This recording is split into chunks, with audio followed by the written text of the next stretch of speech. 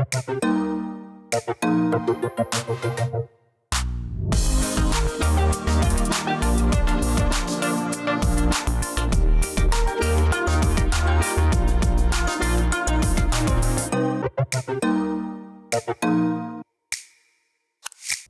you for joining us. I'm Naiba Reynoso. Coming up, the Academy Awards of County Services. Plus, Day of the Dead takes over Grand Park.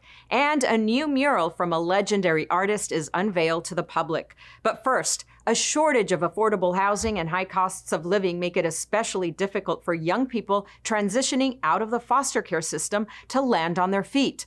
A local nonprofit is making it easier. Here's more.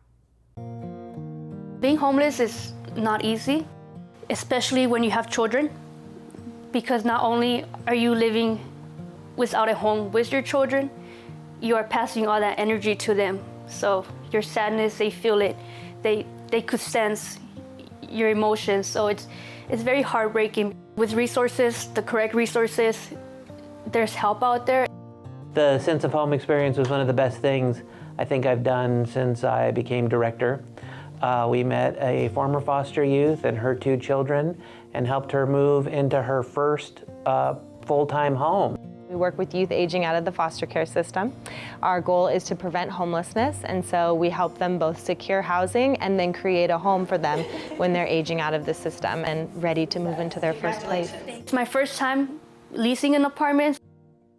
When we got there in the morning, it was a blank slate. It was an empty apartment. There were no dishes, there was no bed, no furniture. And over the course of the morning, we built it up for her. And so when she came home later in that afternoon, it had gone from an empty shell to a home. When I walked in, I said, wow, like, this is a home, this is nice, you know, like, this is for me. Thank you. So I'm so thankful for a sense of home, because not only like did they furnish my home, they are also still supporting me with a scholarship and other programs.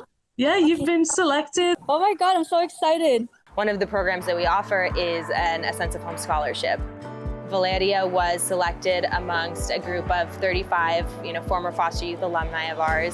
The scholarship is going to help me a lot. I do plan on using that money for daycare because I'm a part-time student, but now that I'm taking like my difficult classes, there's a lot of homework time, studying time that I need.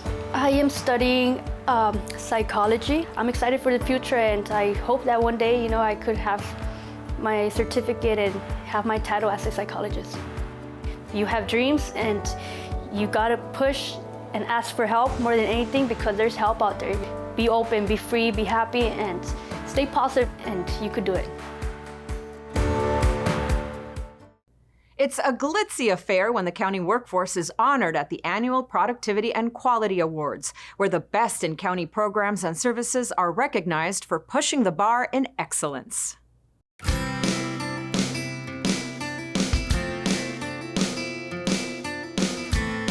It's the 37th anniversary of the Productivity and Quality Control Commission, and we just went through a series of awards for many innovative programs. I, to my surprise, didn't even know we were going to receive 3 of the awards, but it really is testament to all the departments, our partners, our CBOs, and dedication. The 2024 Productivity Manager of the Year, Greg Melendez. 90 projects were submitted this year, but I know that that's just a sampling as a representative of all the work you do every day across this county. For this year's Leadership Award winner, Sky Patrick. I enjoy attending this program because our award recipients exemplify the traits that are critically important to county service delivery. The Bronze Eagle goes to Paving a Bright Future for Nursing. I was an intern for Mike Antonovich, and actually Mike started this 40 years ago. It was his vision because he felt that there was so much untapped knowledge within our departments to better utilize limited resources, to really capitalize on constituent services, but at the same time, maximize the taxpayer dollars. So I want to thank all of our departments who have kept this going for the last 40 years. The Silver Eagle winner goes to Homeless Outreach and Mobile Engagement, HOME, by the Department of Mental Health. So the winner is the Neurocognitive Disorders team for the Gold Eagle Award. I cannot believe it.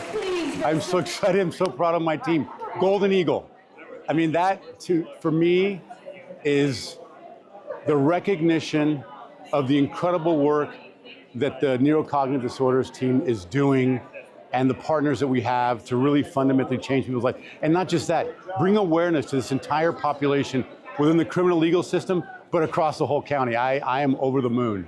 I think it's so important to highlight a lot of these projects because oftentimes in the county, we spend all our time just working and doing things and taking care of people.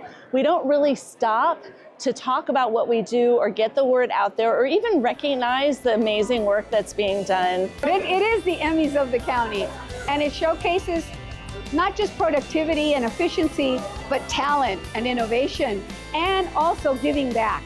And it's to showcase those talented people that work with the county that are always behind the scenes, but we lift them up today, and it's for the whole year.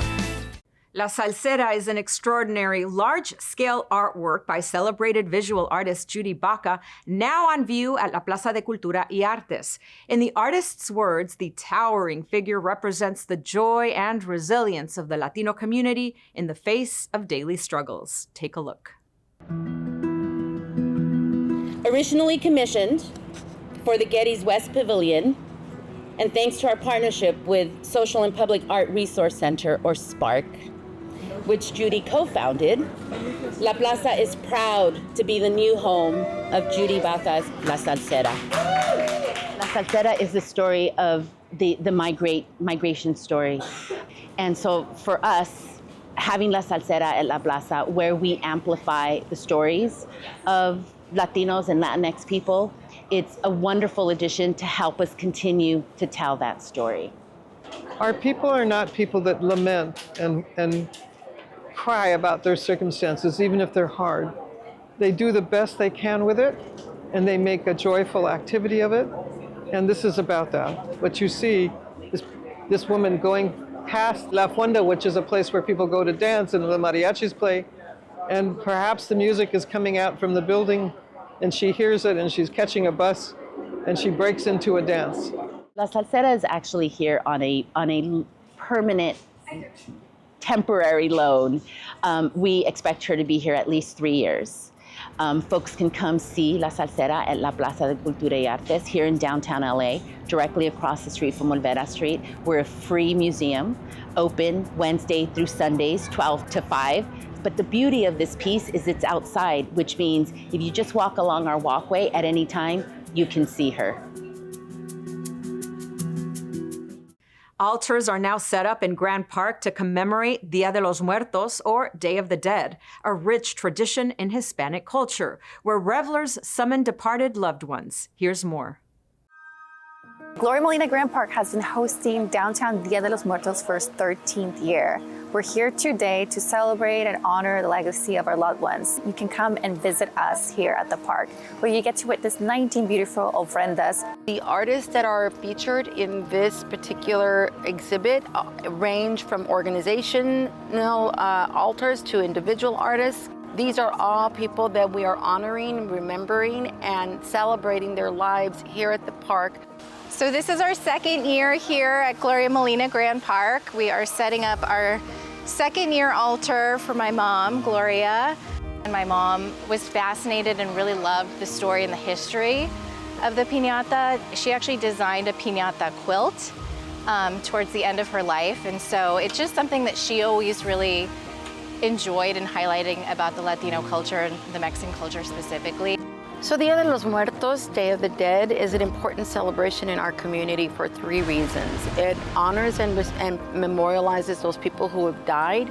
It also, we come to terms with our own mortality. We are here for a finite period of time. And because of those 2 things, we also want to be remembered and celebrated. So we celebrate life every day. Every year, we get to celebrate the lives of them and teach our children about their ancestors, about their family that they would never met. It'll be free in all ages, and we welcome you to come to the park. For more information, please visit us at grandparkla.org. Thanks for joining us. We leave you now with more scenes from Gloria Molina Grand Park. We'll see you next time on LA County Close Up.